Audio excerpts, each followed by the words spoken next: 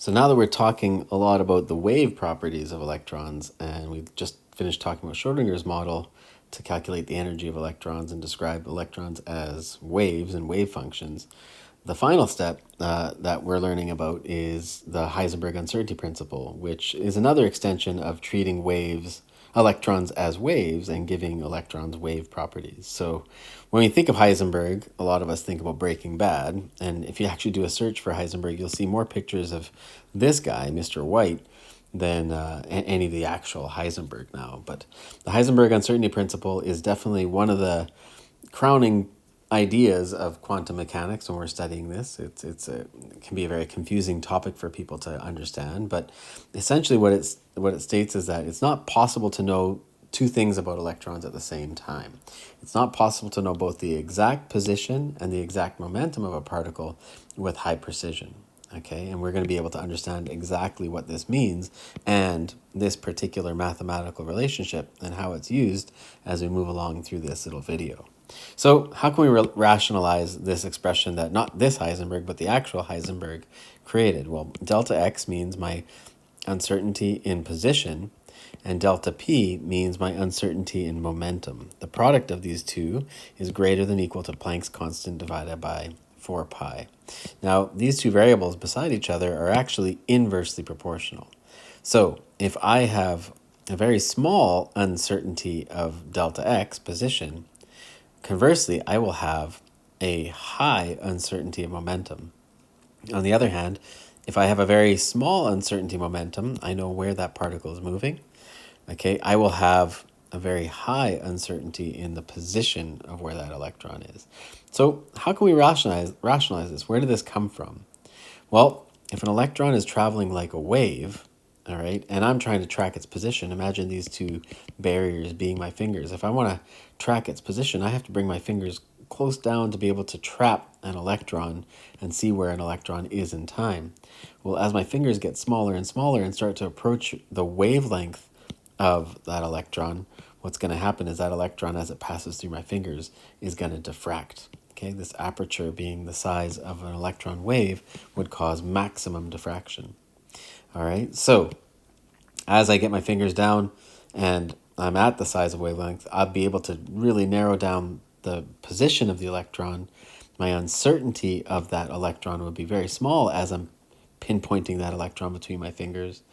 All right, and that uncertainty is the aperture size, b, divided by 2, so half that width of that aperture. That's my uncertainty position. But as we get there, as I show in this diagram, that electron's going to diffract like crazy. So we know the position of the electron, but as it goes through my fingers, we will have no concept of where that electron is going to go because it'll diffract almost 90 degrees in space.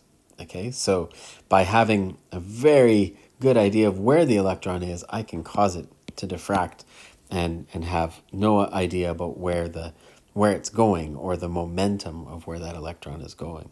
So what does this mean? So with this idea of electron diffraction, what Heisenberg was able to do is come up with a mathematical relationship that looked at that angle of diffraction. So here I got an angle of diffraction being the wavelength of the electron divided by b, the slit width. This is our standard diffraction formula.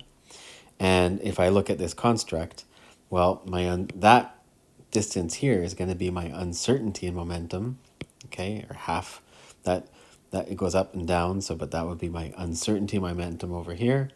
And if that particle went undiffracted, that would be my original momentum. So the ratio tan theta of that momentum over the original momentum would give me the angle. Remember, at small angles, tan theta becomes theta. So the uncertainty momentum over the original momentum is equal to theta, and the wavelength of the electron over the aperture size would be equal to theta as well. If I equate those two relationships together, I get lambda over b is equal to my uncertainty momentum over p. And we need to remember that b is 2 times the uncertainty in x, as we described over here. Okay, so if I substitute that back into the formula and rearrange it, I get pretty close to the formula that Heisenberg constructed.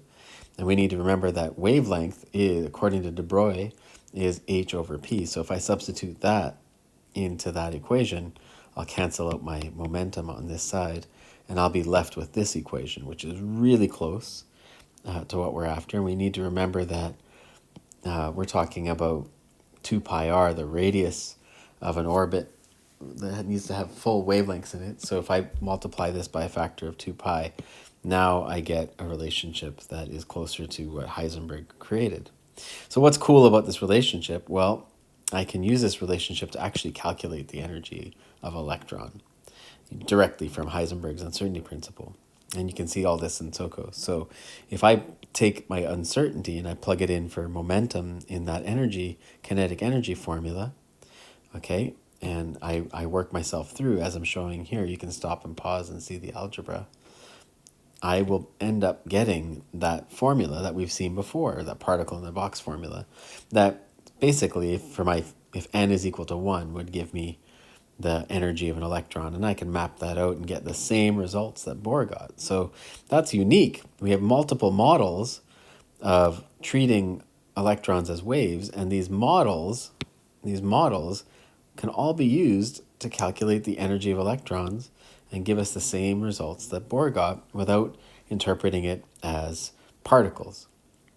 So what kind of calculations can we do? Well, another thing we can do with Heisenberg's uncertainty principle is equate it to energy and time. So if I have a very large uncertainty in the energy of a particle, okay, I would be able to relate that to how long that particle exists. So in topic 7.3, we're going to be learning about particles, especially particles that mediate forces. And some of these particles have incredibly high energies. If they have very, very high energies, that means they'll have very, very short lifetimes. Particles that have lower energies have longer lifetimes. And so we'll be learning that again when we cover topic 7.3, and you'll have an understanding of this and why different particles have shorter or longer lifetimes in nature. Another example problem that we can look at is this one over here. If an electron has been accelerated by a potential difference of 100 volts, and if its position is known to have an uncertainty of 1 nanometer, what is the percent uncertainty of that electron? Okay, well, I've mapped out the solution over here, so you can pause it and try to analyze my solution. On this side, I'm looking at the uncertainty principle. On this side, I have the energy of that electron. Okay, so I've rearranged this equation to solve for the uncertainty momentum. And on this side, I've rearranged this equation to solve for the actual momentum of an electron that is accelerated by 100 volts. When I plug all the numbers in here, I get a momentum of 5.4 times 10 to the minus 24 kilograms meters per second. This product over here of voltage times charge allowed me to calculate the energy. And on this side, I plug in Planck's constant, my uncertainty of position, which is 1 times 10 to the minus 9 meters a nanometer. And I get an uncertainty of momentum being 5.3 times 10 to the minus 26. So if I want to calculate that percentage uncertainty, I just take these two numbers, apply a ratio, and I'll get 1%, or answer A. And that's just one example problem. So what would be good for you to do right now is to go through SOHCAHTOS and take a look at all the test yourself problems that have Heisenberg's uncertainty principle in there, and how Heisenberg's uncertainty principle can be applied to Schrodinger's waves to be able to determine the uncertainty, momentum, and position of electrons in wave functions.